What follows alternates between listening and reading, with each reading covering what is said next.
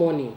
Once again, I'm Ms. Kamati Shikwambi and welcome to your examination-based contact session for 2018. This is Advanced Certificate in Senior Primary Education, Natural Science and Health Education, ACP NSHE11. Now, let's look. What will the papers look like? The questions were set up by correlating the questions found in all the assignments and the content from each study guide. The assignments handed in for 2018 must still be used in preparation for the examination throughout the year.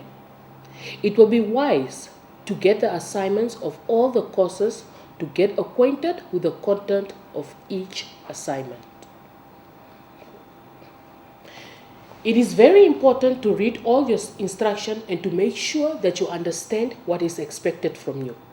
The question, for example, there, it says the question cover page. It's important for you to go back to your question paper and to make sure that your question paper contains 21 pages. The instructions will be written there for you. Please make time and make sure that you read your instructions and make sure that you understand your instructions. Now, for NSHE11, what will you need?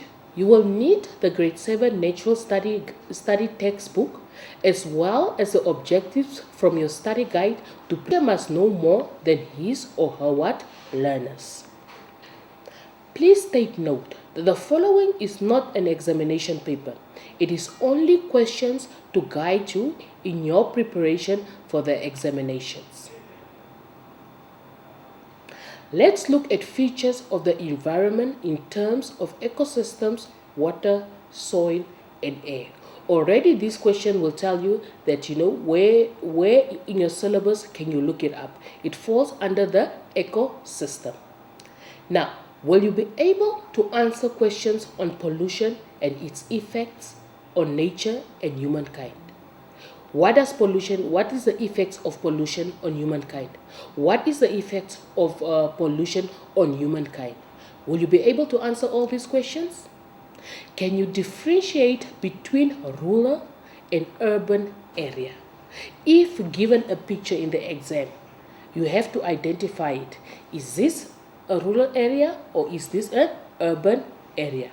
And in most of the cases, in some of these questions, you can also be asked from the picture what you can see, where do most of the pollution occur. So it's very important for you to analyze any picture that you are given about the ecosystem, about pollution, water, soil, and air. Do you know what can be done to reduce pollution by us, humans, and by the government? Do you know that? You must be able to give facts. Okay. Would you be able to describe the composition of air in the atmosphere by naming the gases? What are the atmosphere made up? What is the component of gases in air? Is it carbon dioxide, nitrogen, oxygen? What are the percentages in air? Would you be able to describe the composition of that? Can you identify the percentages? How much percentage is there in air of nitrogen? How much percentage of oxygen do we get in air? All of that, will you be able to identify them? Would you be able to apply questions on global warming and depletion of the ozone layer by identifying the effects and their causes? Listen carefully, the effects and their causes of what? Do you know the effects of pollution? And can you discuss the dangers of pollution? What effects does pollution have on human beings and the environment? What effects or what dangers does pollution have on humankind and also on the environment? Would you be able to answer questions like that?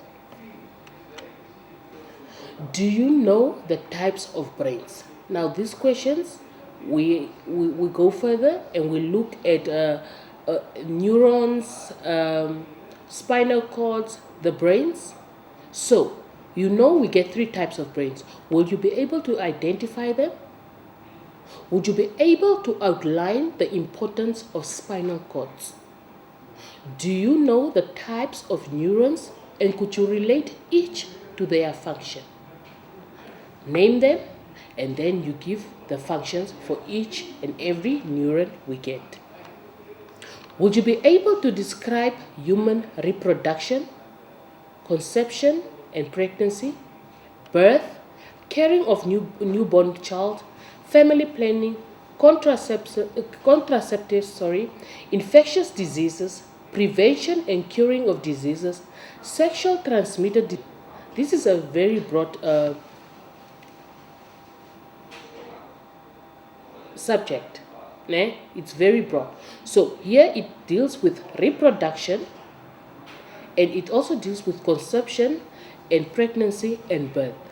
Here you must also be able to know the advantages and disadvantages of family planning and also the effects of contraceptives. Are they good or do they have bad effects?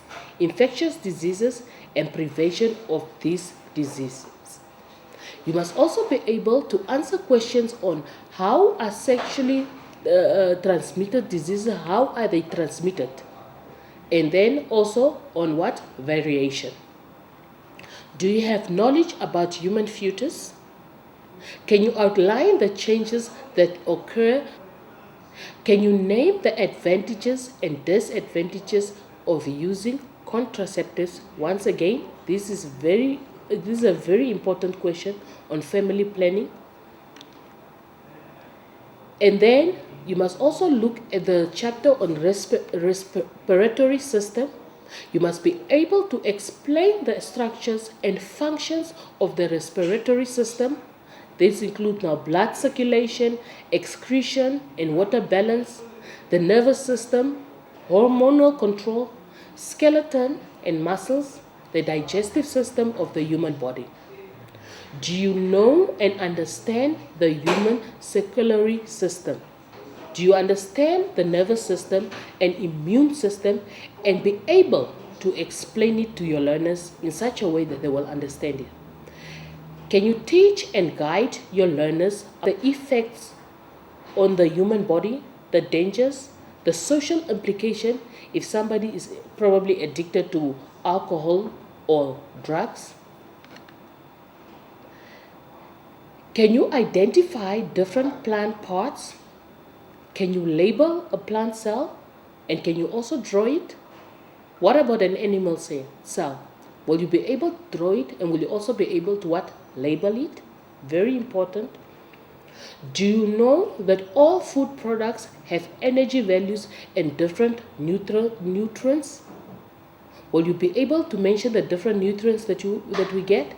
And will you also be able to calculate the total energy values for different food groups? Do you know that different people require different energy intakes? For example, a young person will not have the same energy intake as an old person or as an athlete, an active boy. Can you name the different nutrients we get? Let's look at the chapter of genetics. Can you define the term genetics? Can you differentiate between the different types of crossings? Will you be able to identify the physical visible inherited characteristics? And with this, I wish you all the best of luck for the examination. And also always remember that input is always equal to output. Start to prepare yourself very early and do not try to study all the work the day before the examinations. If you need my help on something, contact me on my email address below because this way I can give you a well-structured answer. I wish you all the best.